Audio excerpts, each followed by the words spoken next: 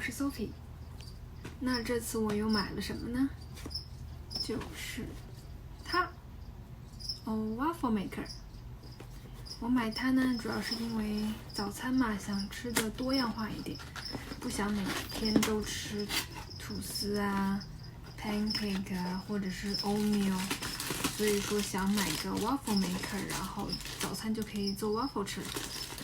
那我们现在来打开它，看看是什么样子。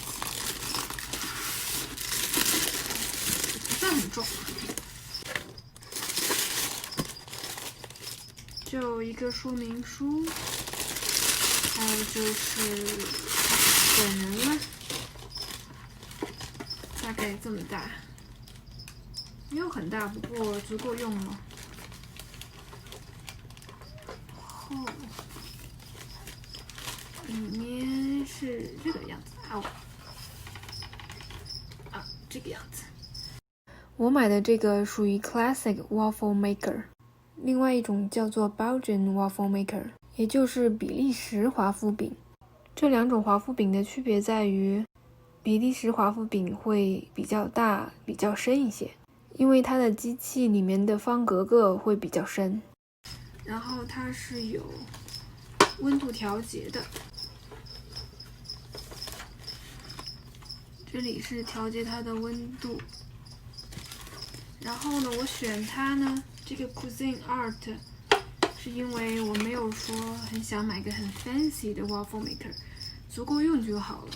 然后这个呢，大小适中，而且可以调节温度，所以我的要求就这么多。那现在我们来做一些 waffle 吧。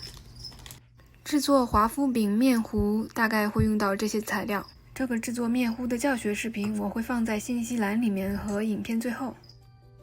红色灯亮着，它正在加热。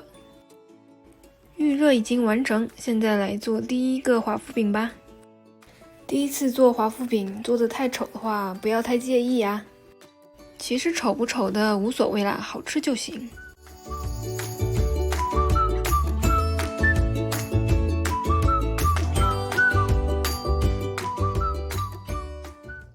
这一个还行，挺饱满的，就是露出来了一点点。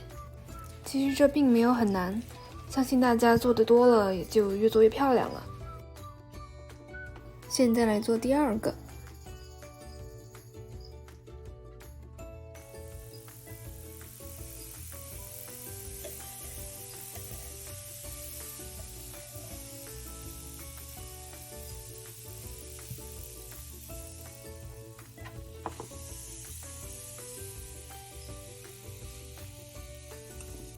因为温度很高，把手的地方会有一些蒸汽冒出来，所以会很烫。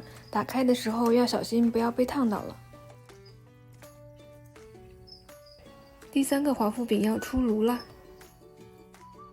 我用的这个华夫饼面糊食谱大概可以做出来4个华夫饼，具体数字也要看你的华夫饼机器的大小。分量上来讲，够2个人吃是没问题的。